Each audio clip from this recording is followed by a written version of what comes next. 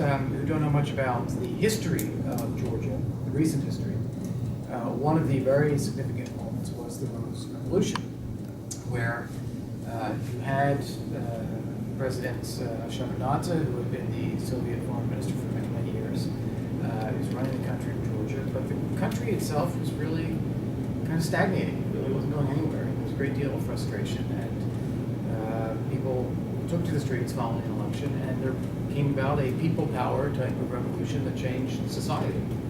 And I guess the first question I have for you is, so what were you doing at that time? 2003, 2004, 2000, what were you doing? First of all, really thank you for having this opportunity for me to be here. It's really very interesting, and I really applaud for this initiative that the Institute is doing right now. And I see so many interesting young generation future leaders and already current leaders in many ways. So it's really pleasant to be here. 2003, 2004.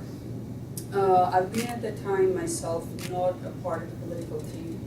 It was 2 years or so that I came back at the time to Georgia, but with very strong determination that I wanted to come back home. And then Where were you? I've been at the time at the Hague with the International Tribunal for the former Yugoslavia, and then prior to that I've been doing my studies here at the University in International Law, and then I've been in Europe with the organization. At that time it was called International Committee for Human Rights. It's Human Rights for us right now. Right. So I've been in international law related field as a practitioner at the time, human rights related, international criminal law related activities.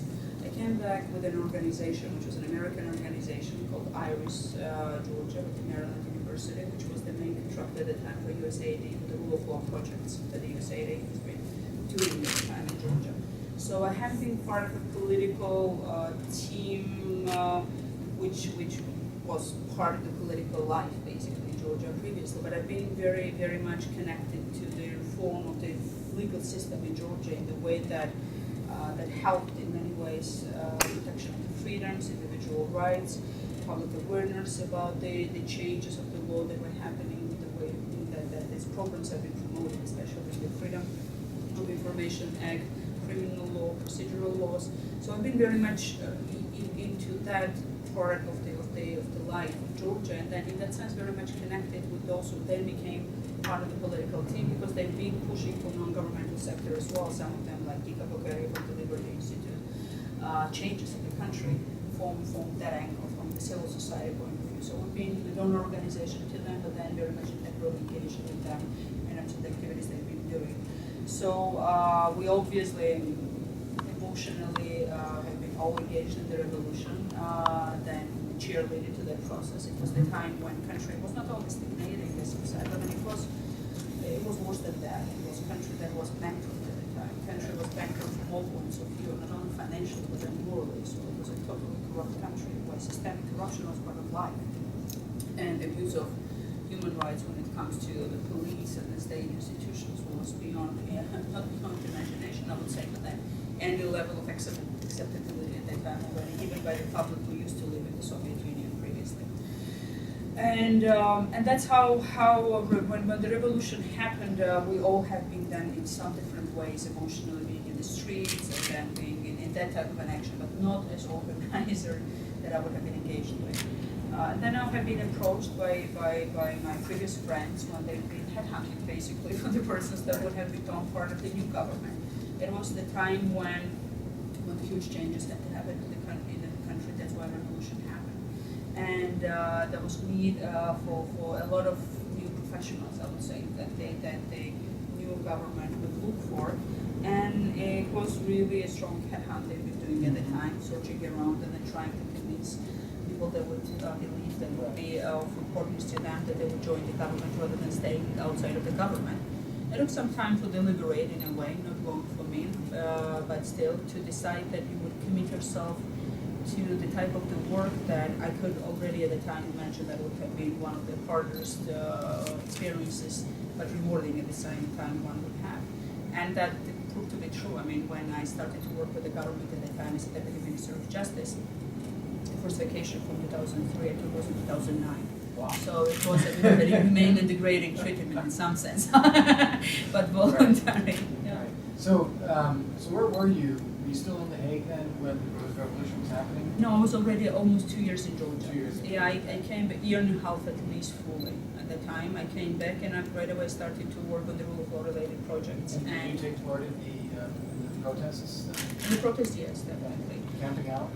Camping out, being in the streets, but you had to be in a way careful for one reason because as the organization who was funded by the USAID and then funding contractor organizations locally, we couldn't do the interviews, we couldn't do the, Right. because that would have been, in that sense. But then with the private lives that we've had and outside of the work hours, because the protest was pretty much 24 hour long in that sense, we've been very much engaged. But all of our work in terms of the rule of law projects that we've been doing was very much relevant to how country would change then through the revolution. So How it really long- was helpful. How long did the protests last? Protests lasted for, the massive protests in themselves, they were for a few days. After the elections, Right. results came out, and then it was obvious that the elections were rigged.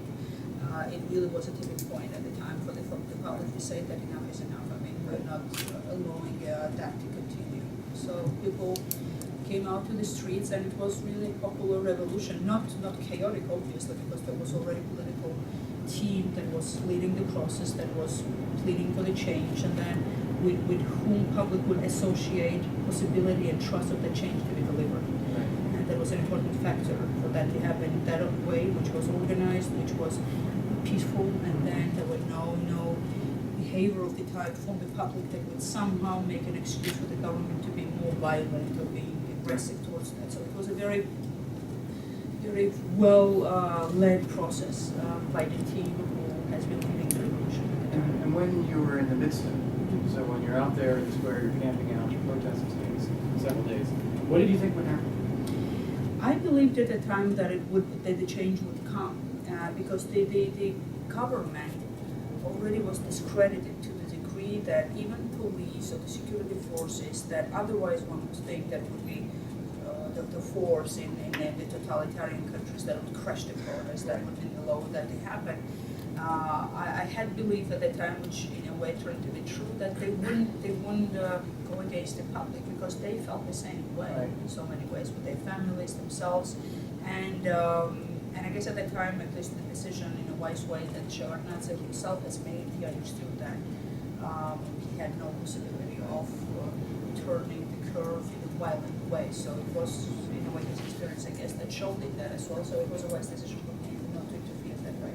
And what made Tkeshelashvili then became clearly the leader of the opposition and eventually won the election and call? What made him the focal point? In politics, in that sense, there are different aspects why a person like that could become a leader. It's something that comes within the role that the person plays inside of the group that becomes a revolutionary group. That we speak about the revolutionary change of that time, because you have to carry that leadership within that group as well. You can be very charismatic, very connected to the public, but then if you don't carry an authority of the type that glues the team together, so that you carry with yourself some of the discipline of decision making, strategic vision with that as well, it's difficult to make it because there's so many egos and strong personalities, vicious in any political teams, and you have to be the person that can have that role of a leader that puts it all together in such a way that it makes those egos and experiences and of use rather than of challenge, basically, the whole process. And he definitely had that. He really put himself, as much as I believe, strongly in that position. And it was not an act of one day or two, obviously, because this whole process, since when he entered the politics and the rest of the team as well, who became part of the revolutionary team, it was already years in politics, obviously, from different angles. But then the second aspect is how you are related with the people, because you have to carry that authority or credibility, I would say, with the people, so that they would believe that you are full-heartedly pushing for the change that they want to happen, and they trust that you can actually deliver, because you have the strength, you have the vision, and then you have all the capacities that they would back you on that. So you have to have credibility of honesty somehow that you had to carry with the vision that you portray to the people, integrity, and then the vision of you being capable basically of doing that.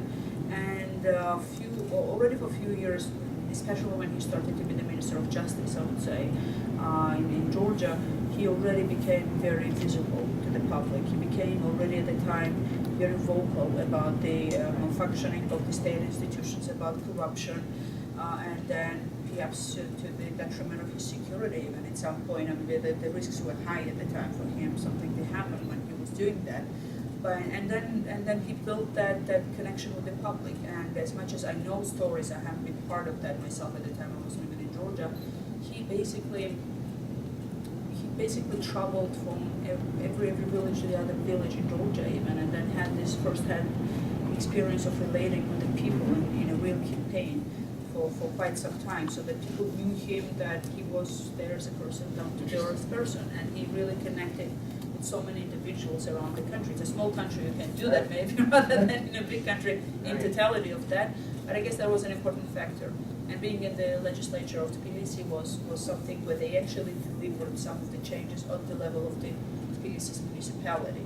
And that was something that people had as a case record of some of the deliverables that one could do already at that level of authority. So I guess that was the combination. Interesting. Okay.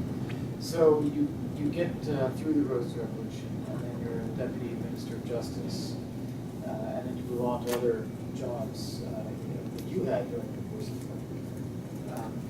And you ended up as Minister of Foreign Affairs in 2008. So what was it like inheriting a system as bankrupt and corrupt as it was, and trying to figure out what you can do? How do you start bringing about change when you're really starting from nothing? You cannot have at that stage, obviously, ready-at-hand recipes for the overall policies. It's impossible to have. You have not even a guarantee that you actually manage to change the system, right, when it comes to the revolution. I mean, it has some element of spontaneity, always, I would say, with the public behavior, and then how much is the scope of the change that is happening. So you can't have ready plans, obviously, when you come in. But then at least you have to have, as much as I see now, clarity of the view where you want to lead the country, because you need to have clarity of that main goals, as the strategic goals. What are the main elements of the change that you want to deliver, and then you have a holistic view of that. It is very wrong at that stage to have too much of a short-term prioritization of what you are doing, or sectoral priorities that you could define. So let's do this first, and then we do that, and that's how we change the situation. Unless you have the clarity of the view in overall, what is it that you want that the country to become, basically? What is the path that it needs to take? Then you figure out then sort of what are the parts of the mosaic, let's say, when it comes to the policy making. What were the main goals as you saw? The main, it was fight against anti-corruption at that time, because it was one of the biggest, because we believed at the time that nothing could change in this country if we will remain to be corrupt. And then the second question comes out of that, obviously, what do you do about the corruption? And then the next to it is that you can't change the level of corruption in the country if you don't change so many elements of the governance in a complex way. One of the bad examples that we've had previously, I don't know how much genuine that effort was at the time or not, but then it was reform of judiciary. So the idea at the time was, during Shevardnadze's time, that one would reform judiciary, so they would raise salaries, they would have a different framework for the work for that, but nobody would touch police, nobody would touch prosecutors' offices. That was not part of the political aim at the time. So only for a few months there were new judges that behaved in a different way, but if you have all other elements of a chain of the system of justice which are corrupt, then the judiciary inevitably becomes corrupted as well.